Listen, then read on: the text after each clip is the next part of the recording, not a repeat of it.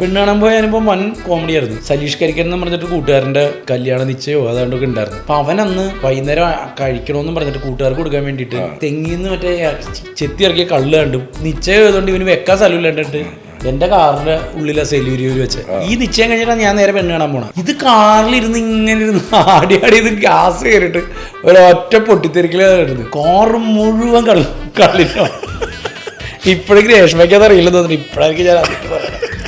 ആ കാറ് മൊത്തം മണമായിട്ട് എങ്ങനെ പോയിട്ടും മണം മാറില്ല. ഞാൻ എന്ത് ചെയ്തെന്ന് വെച്ചാൽ ഈ കാറ് ഓപ്പോസിറ്റ് അതിൻ്റെ ഇപ്പുറത്തെ വീട്ടിലിട്ട് എന്നിട്ട് പതുക്കെ നടന്ന് അവിടെ ചെന്ന് പെണ്ണ് കണ്ടിട്ട് വേഗം അവിടെ നിന്ന് പോന്നാ മതി എനിക്ക് എങ്ങനെയെങ്കിലും. അപ്പൊ ഞാൻ അവിടെ ചെല്ലുമ്പോഴേക്കും കാണാൻ പറ്റില്ല, മര്യാദക്ക് ഓർമ്മയില്ല. എന്നിട്ട് അപ്പുറത്തെ വീട്ടുകാരൊക്കെ എന്താണ് ഇവിടെ മണമെന്നൊക്കെ പറഞ്ഞ് ഞാൻ ചെല്ലുമ്പോൾ നിൽക്കണ്ടേ, ഞാൻ വേഗം വണ്ടി എടുത്തിട്ട് പോകുന്നത്.